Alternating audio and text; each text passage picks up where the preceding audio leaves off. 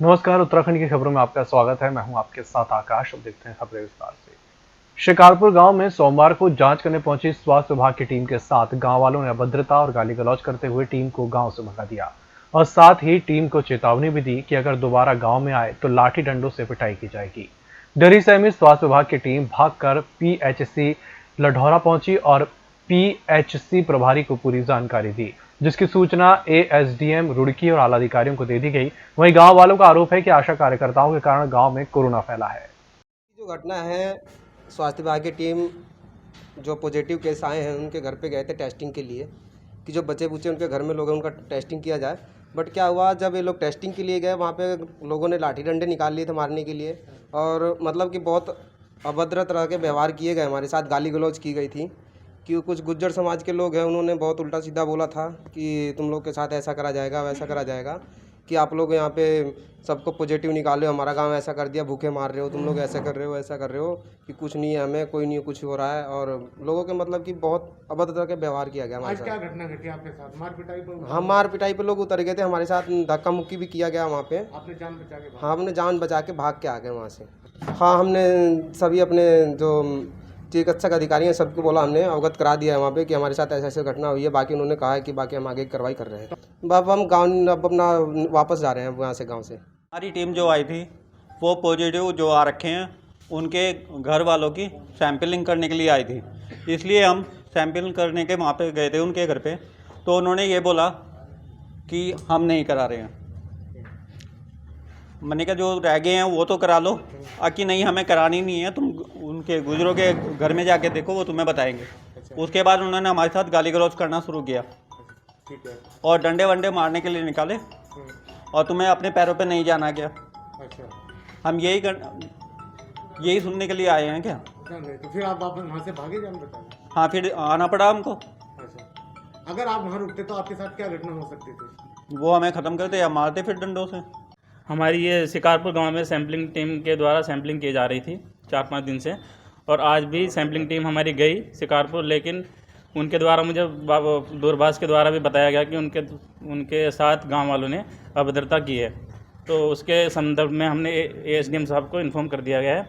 तो एएसडीएम साहब ने हमको आश्वासन दिया है कि वो इस पर कार्रवाई करेंगे और पुलिस की तैनाती वहाँ पे की जाएगी जल्द से जल्द। देखिए, रूटीन में जो सैम्पलिंग की जा रही है कोविड के रिगार्डिंग, तो उसमें शिकारपुर में एक सैम्पलिंग की गई थी 23 डेज से कंटिन्यू है वहाँ पर। तो उसमें टोटल 500 लोगों का सैम्पलिंग किया गया था, जिसमें से कि 34 केसेस पॉजिटिव आए हैं। तो उसी के रिगार्डिंग वहाँ पे कंटेनमेंट जोन फ्रेम किया गया है और हेल्प डेस्क इत्यादि बनाया गया है, ताकि लोगों को जो बेसिक उनकी नीड्स की जो चीज़ें हैं वहीं पे सप्लाई की जा सके। बट लोगों का मानना ये है कि हम लोगों का जो रिपोर्ट्स पॉजिटिव दिखाया गया है कि उनको कोई प्रॉब्लम नहीं है, और जितने भी लोग हैं वो सभी और सिम्टोमेटिक है, कोई विशेष उनको परेशानी नहीं है। तो सादा पर लोगों का कहना यह है कि गलत रिपोर्ट्स मीडिया एंड डॉक्टर्स के द्वारा शो की जा रही है और अनावश्यक रूप से हम लोगों को कंटेनमेंट जोन में रखा गया है। नहीं, लोगों का यही कहना था कि हमारी रिपोर्ट्स गलत तरीके से दिखाई जा रही है, जबकि हमें कोई परेशानी नहीं है और अनावश्यक रूप से हम लोगों पे सैम्पलिंग का प्रेशर बनवाया जा रहा है। बट उसके बाद पुलिस इत्यादि को मौके में भेजा गया था। पहले भी उनके द्वारा सैम्पलिंग देने में मना किया जा रहा था, तो बाद में समझाने पर उनके द्वारा सैम्पलिंग इत्यादि कार्य किया जा रहा है। और बाकी जो भी चीज़ें हैं वो सभी गवर्नमेंट ऑफिसर के द्वारा की जा रही है और पब्लिक इंटरेस्ट में किया जा रहा है। रुड़की विधायक प्रदीप बत्रा का मसूरी घूमते हुए एक पुलिसकर्मी द्वारा चालान काटे जाने का वीडियो वायरल हो रहा है, जिस पर लोग अलग अलग टिप्पणी भी कर रहे हैं। विधायक प्रदीप बत्रा खासे नाराज नजर आ रहे हैं। उनका कहना है कि मसूरी में तैनात पुलिसकर्मी और उनके कुछ साथियों की हरकतों से उन्हें बदनाम करने की साजिश रची जा रही है, जिसे वह कतई बर्दाश्त नहीं करेंगे।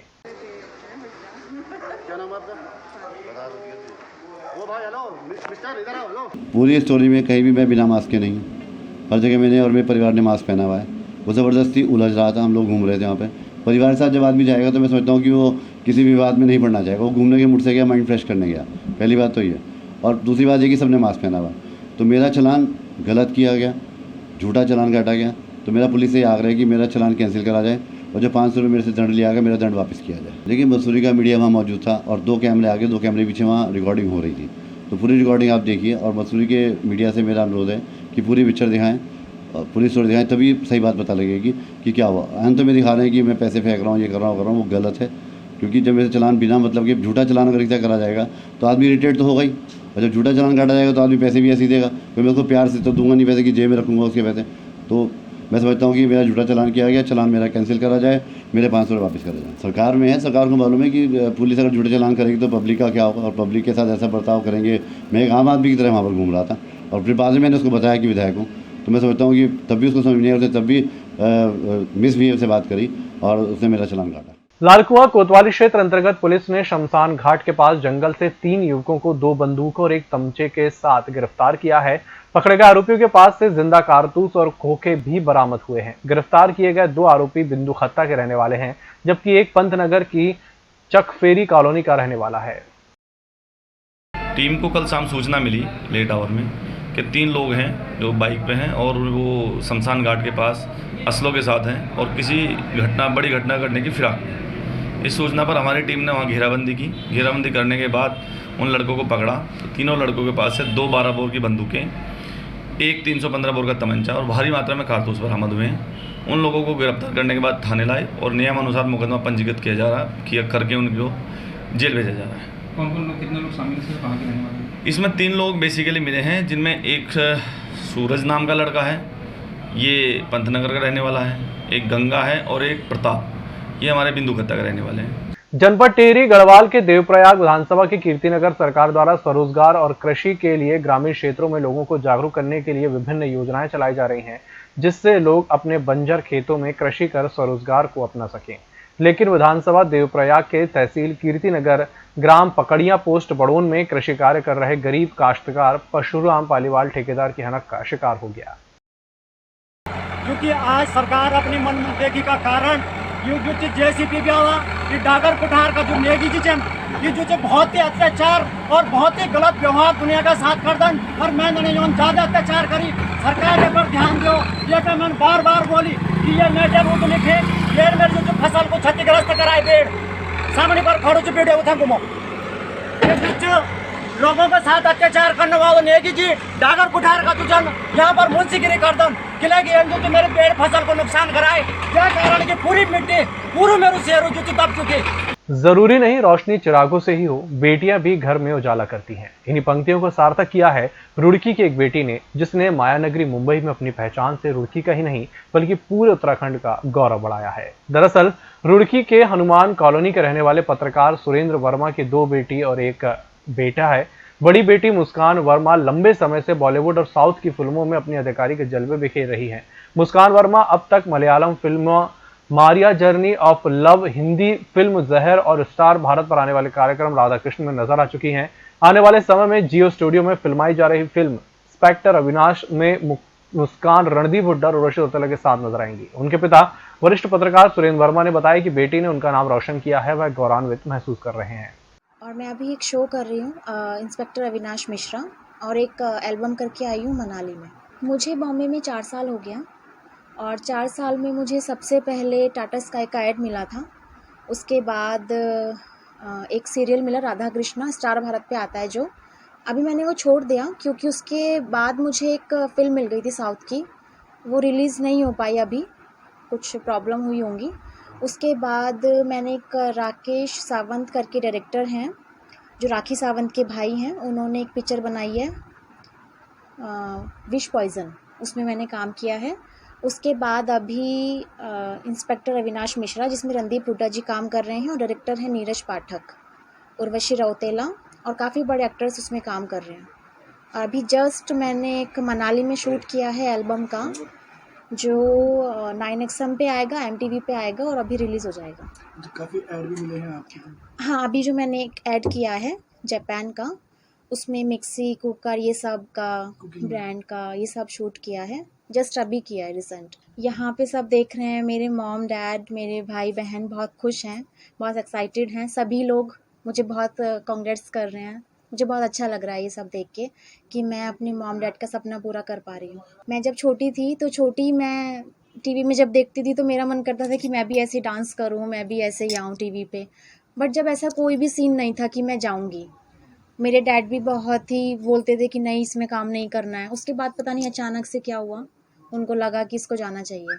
आज उन्हीं की वजह से मैं यहाँ हूँ, इस इतने बड़े मुकाम पे मैं हूँ, जो सिर्फ अपने मम्मी पापा की वजह से। मेरी मम्मी ने मेरा बहुत साथ दिया। मेरी मम्मी ने जो मैंने उनको बोला कि मुझे सिखा दो, मम्मी ने वो सिखाया। पापा को जो बोला, पापा ने कहा हाँ बेटा ये काम कर। शुरू में पापा अगेंस्ट थे सब चीज़ों के, बट अब पापा बोलते हैं कि कभी वापस ही नहीं आना है, अब तो तुम लोगों को बन के ही आना है। देखिए, मैं यही कहना चाहूँगी बेटियों के लिए कि बच्चों को कभी भी रोकना नहीं चाहिए। जितना बच्चों को रोकोगे उतना वो गलत काम करते हैं।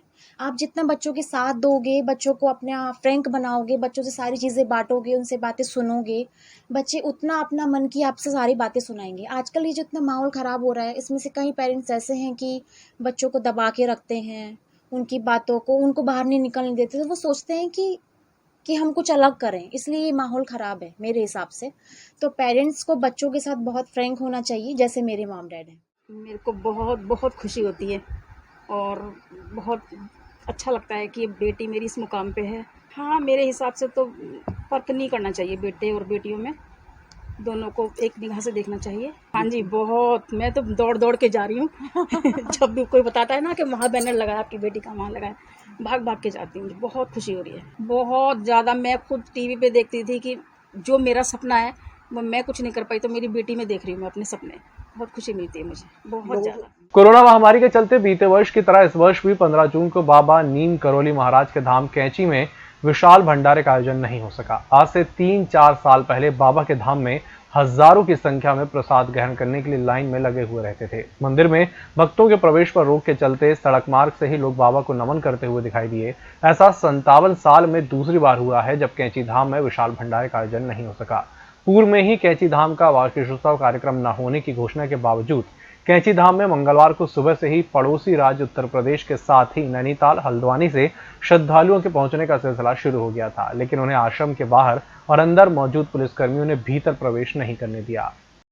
इस बुलेटिन में फिलहाल इतना ही। इसी के साथ मुझे दीजिए इजाजत। नमस्कार।